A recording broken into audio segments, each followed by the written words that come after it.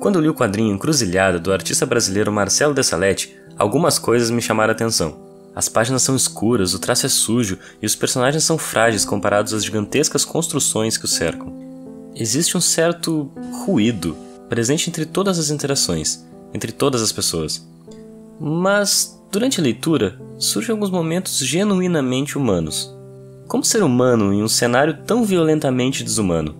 Afinal, o que ser humano significa? Para tentar responder essa pergunta, vamos conversar um pouco sobre o ruído social e o que nos torna, mais ou menos, humanos. Para começar, é impossível não ser atingido pela sensação iminente nas páginas do quadrinho de alguns impulsos que costumamos relacionar à selvageria. Impulsos esses que há décadas são discutidos pela psicologia e pela filosofia. Freud, por exemplo, desenvolveu o conceito de id. The id refers to the cluster of drives that push for immediate satisfaction. It's governed by the pleasure principle. It wants things here and now, regardless of the consequences. Para fins de simplificação, vamos pontuar 3 coisas que são manifestações do id: sexo, violência e poder. Segundo Freud, nascemos com esses impulsos e em certa medida reprimimos eles para nos inserirmos na sociedade. É de se pensar que quando a sociedade ainda não tinha se solidificado, esses 3 aspectos ditavam o comportamento, por meras questões de sobrevivência. Hoje, dependemos mais da evolução tecnológica do que da biológica, mas não é muito difícil notar a busca pela satisfação do id ainda na sociedade atual, seja com a violência na sensacionalização da tragédia, seja com o sexo no consumo desenfreado de pornografia, ou seja com o poder na clara má distribuição do capital que gera a desigualdade social. Marcelo de Salete entende isso muito bem, sufocando seus personagens com marcas de mercado e um ambiente hostil, onde o medo é sempre presente. Esses 3 aspectos, inclusive, podem se manifestar juntos, e a sociedade ainda está longe de saber lidar com isso. É como se corrêssemos da violência para a violência. Então, como nos protegermos? O autor Neil Gaiman, no texto Fronteiras, se pergunta o que a pessoa que construiu a primeira parede tinha em mente. Será que era exatamente proteção? Paredes nos mantêm distantes das doenças, dos animais e das pessoas. Engraçado esse texto ser publicado no Brasil exatamente em uma edição chamada Sinal e Ruído. Ele começa esse texto citando um dos poetas mais importantes do século XX, Robert Frost. Something there is that doesn't love a wall. Mas Neil Gaiman vai além e completa a frase de sua própria maneira, dizendo que o nome daquilo que não aprecia o muro é humanidade. Esse foi um texto lançado em comemoração à queda do Muro de Berlim, um dos grandes símbolos da segregação social. Em certo momento, ele conta sobre um garoto que todos os dias pintava um pouco aquele muro como forma de protesto, e de uma maneira exclusivamente humana, transformava opressão em arte, ruído em sinal. Olhando em retrocesso, também temos algo parecido no quadrinho Encruzilhada, na forma da pichação. A criação dessas barreiras, tanto visíveis quanto invisíveis, tendem não só a nos separar, mas também a nos tornar cada vez mais robóticos.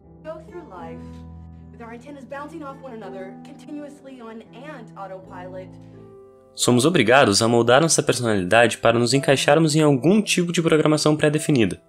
E parafraseando o filósofo e cientista da computação Brian Christian, no seu livro Humano Mais Humano, quem teria imaginado que as primeiras realizações do computador seriam na esfera da análise lógica, uma capacidade que considerávamos ser o nosso diferencial em relação a tudo mais no planeta.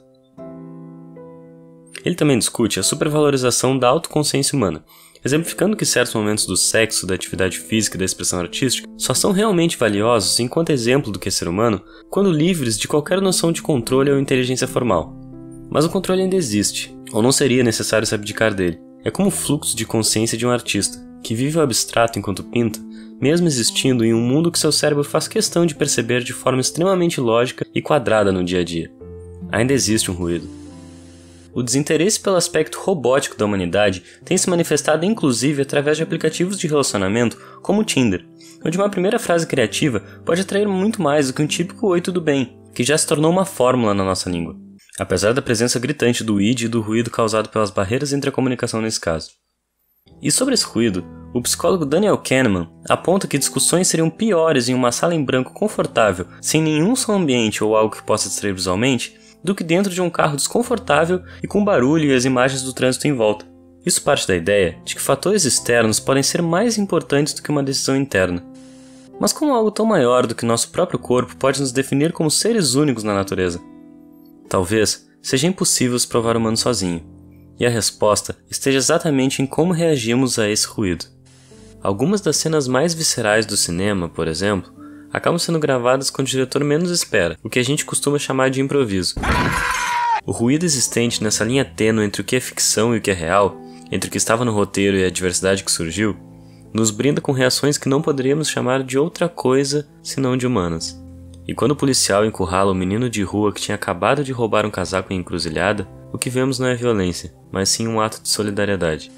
No filme Magnolia, que é cheio de personagens quebrados e egoístas, foi preciso uma chuva de sapos para todos perceberem que o que importava era a pessoa que estava ao lado deles o tempo todo. E você? Do que precisa?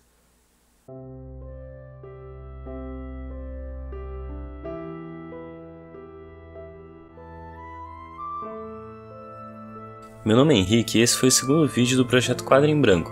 O primeiro foi sobre rap e a ideia é expandir o conteúdo ainda mais aqui pra frente.